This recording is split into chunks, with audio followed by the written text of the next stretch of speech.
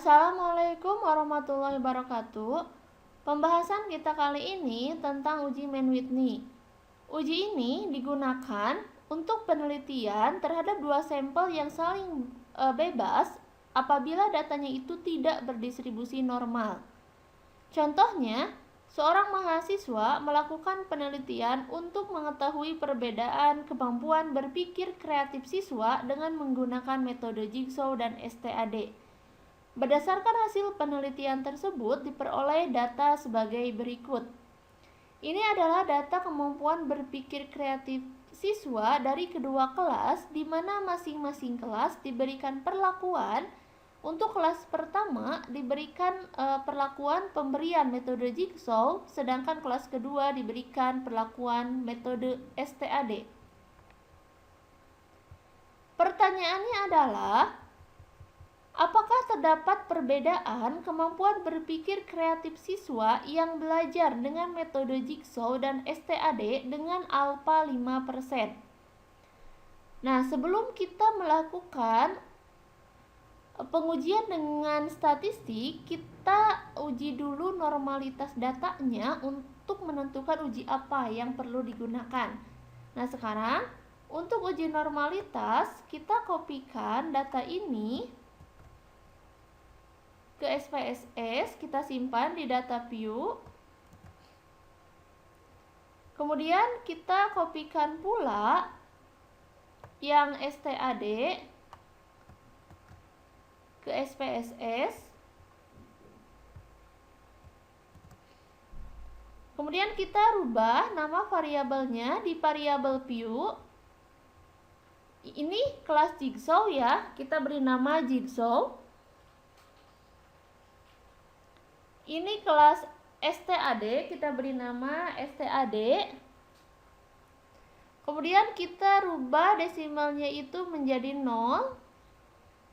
Karena kedua data itu datanya berbentuk skala, maka kita klik di measure-nya scale ya. Nah, untuk uji normalitas, kita klik analyze, kemudian descriptive statistik, kemudian explore. Masukkan data Jigsaw dan STAD ke kolom dependent list, kemudian klik plots, lalu centang normality plots with test, lalu continue. Setelah itu oke.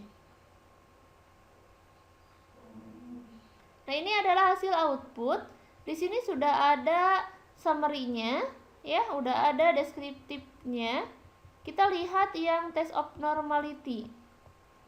Di sini untuk kelompok Jigsaw nilai statistiknya 0,886 dengan DF 18 dan signya 0,033. Nilai sig ini kurang dari alfa atau kurang dari 0,05.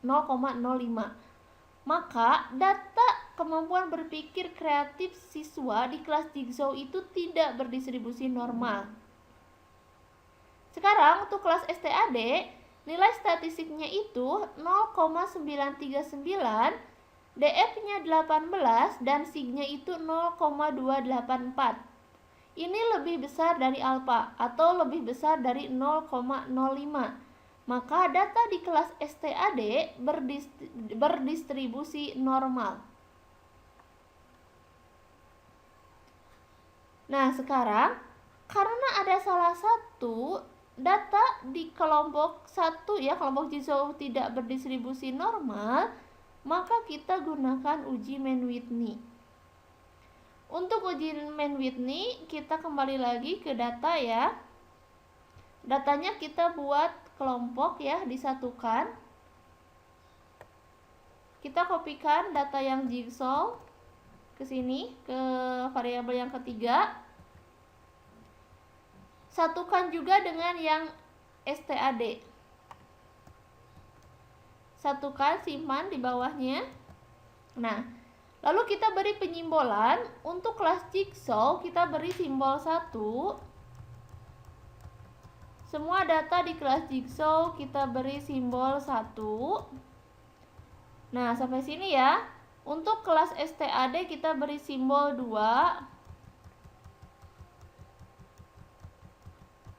Semuanya beri simbol 2. Nah, kalau sudah, kita rubah variabelnya. Di sini kita rubah namanya menjadi kemampuan berpikir kreatif ya. Kita tulis berpikir kreatif.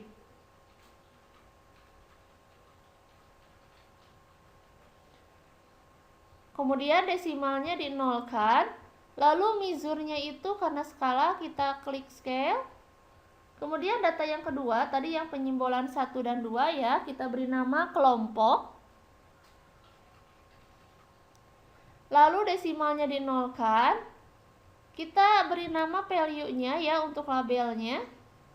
Untuk value 1 kita beri nama label ya. 1 itu untuk kelas jigsaw. Kemudian di add, lalu kita beri nama value 2 dengan kelas stad.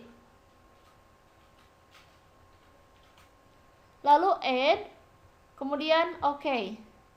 Karena data kelompok ini ya hanya untuk penyimbolan, maka kita tuliskan ini sebagai nominal.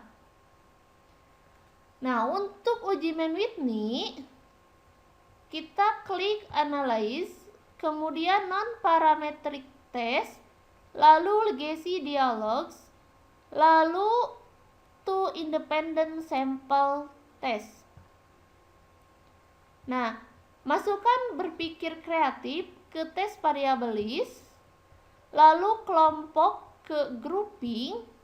Kita definisikan grupnya 1 untuk 1, grup 2 untuk 2, lalu continue. Di sini sudah dicentang Mann-Whitney ya. Nah, lalu oke. Nah, di sini di output sudah ada hasil dari Mann-Whitney ya.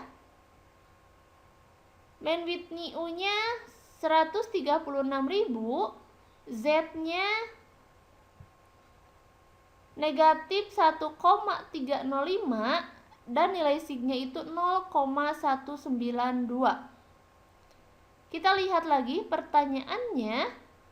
Ini ya, apakah terdapat perbedaan kemampuan berpikir kreatif siswa yang belajar dengan metode jigsaw dan stad? Nah, kita buat dulu hipotesisnya.